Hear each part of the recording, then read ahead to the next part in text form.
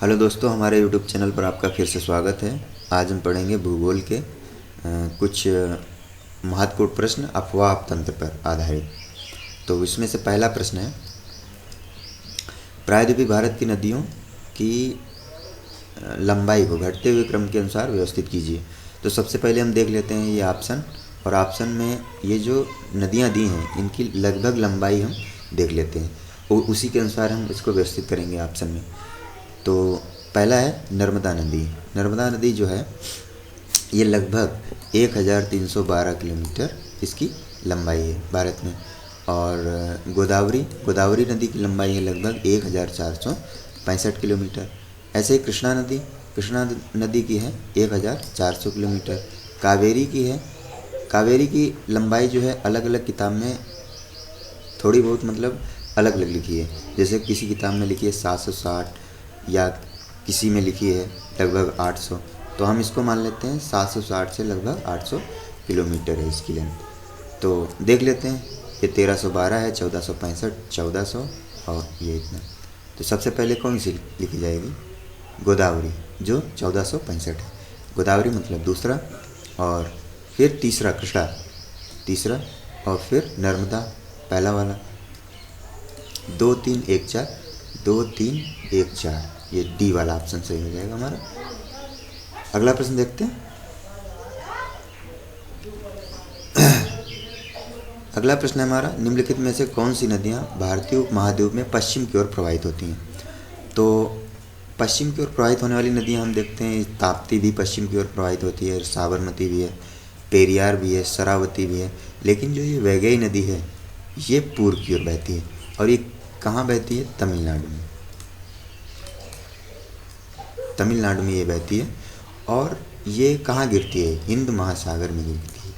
पूर्व की ओर बहकर हिंद महासागर में जाके गिरती है। तो एक ही नदी है जो पश्चिम की ओर प्रवाहित नहीं होती है। तो कौन सी है? वैगई, यानी कि पांचवा ऑप्शन। और पांचवा ऑप्शन इसमें नहीं है, तो ये वाला सही हो जाएगा, ऑप्शन नंबर ए। अगला प्रश्न हम देखते हैं। ये अगला प्रश्न, भारत में अपवाह क्षेत्र के आधार पर नदियों को घटते हुए क्रम में व्यवस्थित कीजिए। अपवाह क्षेत्र का मतलब होता है कि वो नदी जो है कितने क्षेत्रफल में बह रही है। तो ये जो नदियाँ दी हैं तो इनका हम भारत के कुल क्षेत्रफल का परसेंटेज देख लेते हैं कि कौन सा नदी का जो है कितना परसेंटेज बह रहा है, कुल क्षेत्रफल का कितना परसेंटेज है इसके पास। तो यही हम देख लेते हैं। पहली है जैसे सिंधु। तो सिंधु का भारत में लगभग 10% हिस्सा इसका है। और दूसरा है ब्रह्मपुत्र। तो ब्रह्मपुत्र का देख लेते हैं। ब्रह्मपुत्र का लगभग 8% है। लगभग की बात कर रहे हैं, अगर पॉइंट में थोड़ा बहुत इधर हो सकता है। ऐसे गंगा नदी का लगभग है 26%, और कावेरी का है लगभग 30%। तो हम यहाँ से हमने ये जान लिया कि ये जो है इसका कुल क्षेत्रफल का कितना परसेंटेज इन नदियों में कंटेन है। तो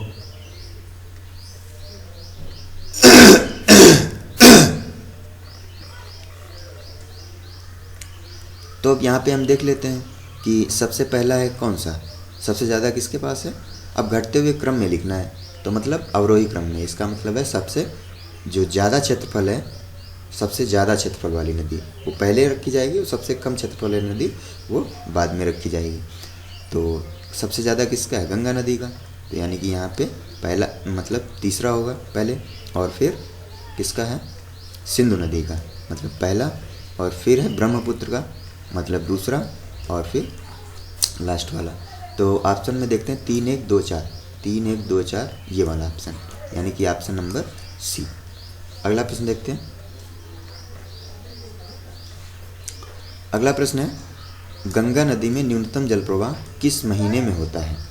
तो यहाँ पे एक चीज़ हमेशा ध्यान रखना, ये जो हिमालय से नदियाँ निकलती हैं, हिमालय से, इनके पास जल का स्रोत क्या है? या एक तो होता है बर्फ़ पिघलने से, और दूसरा होता है वर्षा जल। तो ये दोनों कंडीशन को ध्यान में रखते हुए कि हिमालय से जो नदियाँ निकलती हैं उनका न्यूनतम जल प्रवाह होता है जनवरी से जून के महीने में, न्यूनतम मतलब कम, और जो अधिकतम होता है अगस्त और सितंबर के महीने में। तो यहाँ पे कौन सा ऑप्शन सही होगा? यहाँ पे पूछा है इसने न्यूनतम, तो न्यूनतम जनवरी से जून के महीने में, यानी कि ऑप्शन नंबर सी। अगला प्रश्न देख लेते हैं। अगला प्रश्न है सरदार सरोवर परियोजना अवस्थित है। तो सरदार सरोवर परियोजना ऑप्शन है किस नदी पर अवस्थित है? तो ये साबरमती है, इस पे नहीं है, नर्मदा नदी पे। ये सरदार सरोवर परियोजना कहाँ स्थित है? नर्मदा नदी पे है। और नर्मदा नदी जो है ये अमरकंटक की पहाड़ियों से निकलती है, अमरकंटक की पहाड़ियों से निकलती है। और अभी हमने बताया था कि इसका जो है ये कितनी, इसकी लंबाई लगभग 1312 किलोमीटर, और ये कहाँ जाकर गिरती है? अरब सागर में, अरब सागर में। ये नदी है कहाँ? ये इस सरदार सरोवर परियोजना है कहाँ? ये है गुजरात में। तो इसका ऑप्शन कौन सा हो जाएगा? नर्मदा नदी। अगला प्रश्न देखते हैं। निम्नलिखित में से किस नदी का उद्गम स्थल भारत में नहीं है? तो भारत में जिसका उद्गम स्थल नहीं है उस पर टिक करना है। तो ये व्यास, इसका उद्गम स्थल भारत में है, इसका भी है भारत में। रावी, इसका भी है भारत में। सतलज, सतलज का उद्गम स्थल भारत में नहीं है। सतलज का उद्गम स्थल कहाँ है?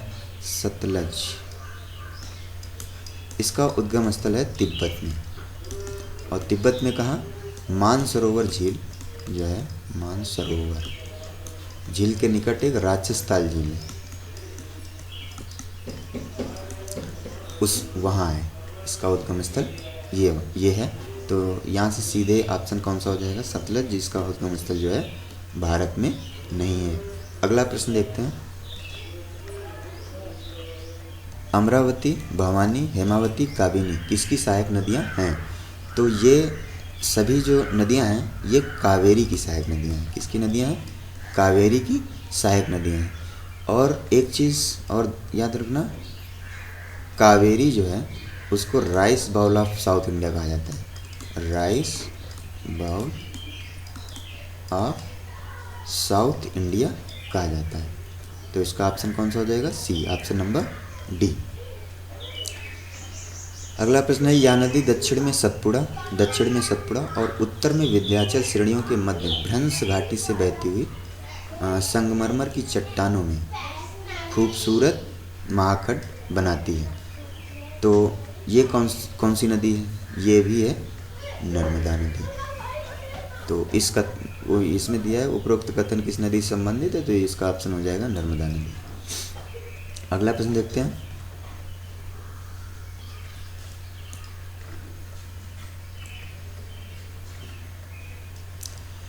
निम्नलिखित में से कौन सी प्रायद्वीपीय नदियाँ रिफ्ट घाटी से बहती हैं? सबसे पहले रिफ्ट घाटी समझ लेते हैं होता क्या है।